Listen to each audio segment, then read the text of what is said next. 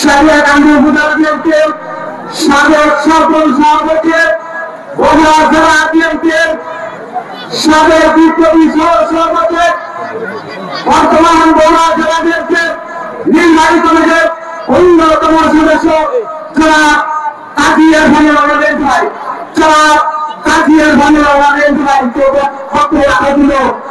অনুরোধ করছি। নির্বাহী কমিটির সদস্য কেমন করে কোন নির্বাহী কমিটি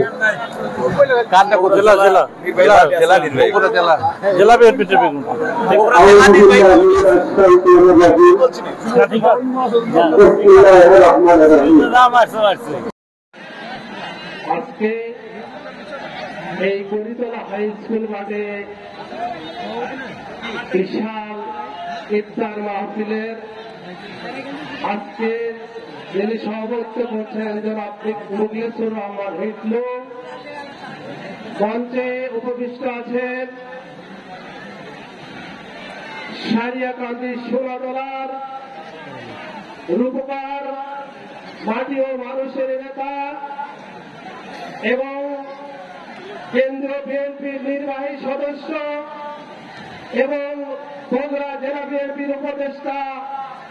কাজী রফিকুল ইসলাম, মঞ্চে উপবিষ্ট আছেন বাংলাদেশ জাতীয়তাবাদী দল সহ সকল অঙ্গ সংগঠনের নেতৃবৃন্দ এবং আমার সামনে উপবিষ্ট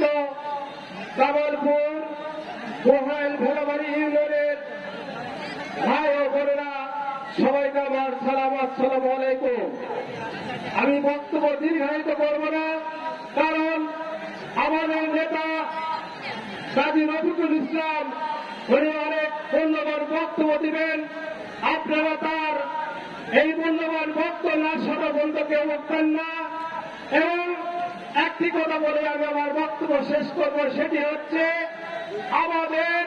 ভারপ্রাপ্ত চেয়ারম্যান জনাব তারেক রহমান উনি বলেছেন যে আপনারা ঐক্যবদ্ধ থাকবেন, আমাদের বিজয় এখনো নিশ্চিত হয় নাই, তাই আমরা ভোটের মাধ্যমে আমাদের বিএনপিকে সংখ্যাগরিষ্ঠতা নিয়ে বিশেষ করে বগুড়াতে এই সাতটি আসন বিপুল ভোটের মাধ্যমে আমরা জনাব তারেক রহমানের হাতে দিব, এই আশা এই প্রত্যাশা রেখে আমি আমার কথা বলা শেষ করছি।